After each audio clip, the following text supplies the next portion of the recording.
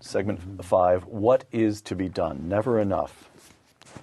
Quote, conservatives need to take the position that America is going to have a welfare state, should have a welfare state, and that it's not part of the conservative project to bring about the disappearance of the welfare state, even in the distant future. Bill, I want to be your friend. I really do. You have to explain that to me. Yes. Well, our mutual friend, Ramesh Ponnuru, Yes. wrote basically a very nice review of Never Enough for National Review. But he That makes two of you. Go ahead. But he said he sort of pushed back on this point as well. He said Voegeli was, I don't remember it exactly, but something along the lines of, Voegeli is oddly emphatic on when he insists that the conservatives need to sort of reconcile themselves to the existence and sort of perpetuity of the welfare state. Well, you know, I think that this might strike you as a strange analogy, but how these questions get framed is very important in politics. And the analogy I have in mind is the tensions between the Israelis and the Palestinians. If two adjacent people have, as countries have been having for thousands of years, these sort of boundary disputes, well, you can have a kind of a normal discussion once fighting doesn't really seem like it's going to settle things anymore, and say, all right, we'll draw the line here rather than here, and you can split the difference and work these things out. If, however, the main reason Israel is deeply reluctant about these kinds of concessions is that it is those land for peace swaps become very dubious if there's never going to be any peace. If you're dealing with people who want to abolish the entity you're defending. So even you're saying that even as the Palestinians must grant formally and forever the legitimacy of the Israelis, of the state of Israel, conservatives need to grant the legitimacy of the welfare state. Get over it. Short answer, yes. All right. Get over it. And also, I mean, But, okay, so fine. I understand that as a matter of if this thing has been with us for 75 years, it's not going away tomorrow, and no conservative is going to be able to win elections without dealing with that large, or at least not be able to govern without dealing with that fact. Got it. I'm with you there. I mean, I understand that completely. I'm with you everywhere. You're such a charmer, and you have so many facts at your disposal. But the argument that I'm not, I hear a tough question. Well, no, I just repeat to you. It's one thing to say conservatives need to take the position that America is going to have a welfare state. Got it. Understood. Should have a welfare state is a different argument. I think that there's a lot of work to be done. While those progressives were writing their books back in 100 years ago, attacking the founding, there was sort of a counter-progressive movement that I think needs to be explored. I'm thinking of people like Charles Evans Hughes, who was Chief Justice of the Supreme Court twice, Calvin Coolidge, William Howard Taft, the only person to be both President and Chief Justice of the Supreme Court, Elihu Root, an important figure, no longer very famous, and what it seems to me these gentlemen were doing was trying to fashion a way for government to have the energy it needed to cope with what were indeed important economic and social transformations. America really was, in many ways, a very different place in 1920 than it was in 1787. Well, I don't know anything about Root, and I don't know much about Charles Evans Hughes, but certainly Coolidge and Taft were imbued with the ethic of the founders. That's right. Limited government, civic virtue, a republic of virtue.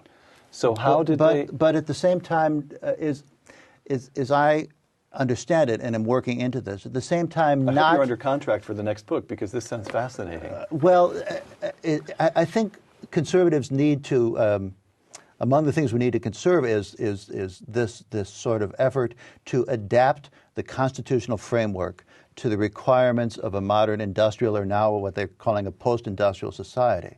The Jeffersonian agrarianism provides just a finite inventory of answers to these problems. Right. And my impression is that these critics of progressivism were wrestling with the question, how do we fashion a state that is in simultaneous conformity with the founding principles and with the modern exigencies. It's going to be, okay. It's going to be, it can't simply mean that any government endeavor that Thomas Jefferson would not have recognized is therefore illegitimate. Final couple of questions here. A couple of weeks ago, we had President Obama's State of the Union address, followed by Congressman Paul Ryan's response. Let me just read you a passage from each, okay, and ask you to comment. Okay. Open-ended. You comment in any way you'd like, okay, but fairly briefly, alas, because of time constraints here. Understood. President Obama, quote, "I will not hesitate to create or enforce common sense safeguards to protect the American people.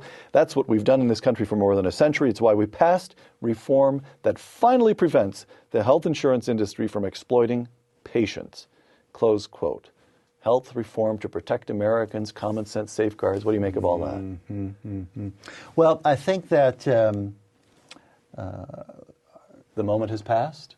Sounds a little old-fashioned. No, I think that the contradictions of our healthcare system were not resolved, but in a way accentuated by the Healthcare Reform Act passed in 2010.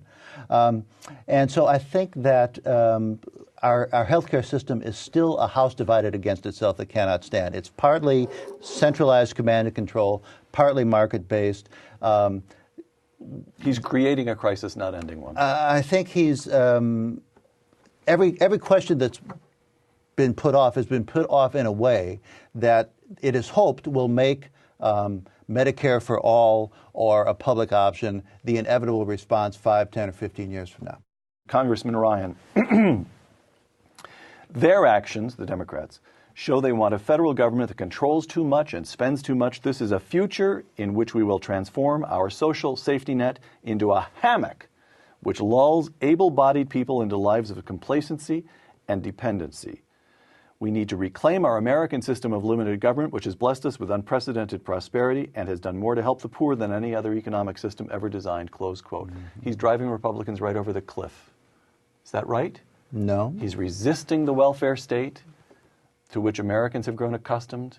That's not how I hear it. Good. All right. Let's hear how you I hear it that Congressman Ryan would agree with the point I've been making, that we need, there's no prospect we're going to eliminate the welfare state. We need a welfare state we can live with, one even that we can admire. And a social safety net. A social safety net, one that helps people who genuinely need it and gets out of the way of letting people help themselves in other circumstances. There are going to be people who are, there's a small number of people who are chronically in bad shape in terms of their life situation. There's a larger number who are transitionally. A decent society will find a way to help them, and some of the ways will involve government programs, but not limitless. All right. William Voegeli, author of Never Enough, America's Limitless Welfare State. Thank you. Thank you, Peter. I'm Peter Robinson for Uncommon Knowledge. Thanks for joining us.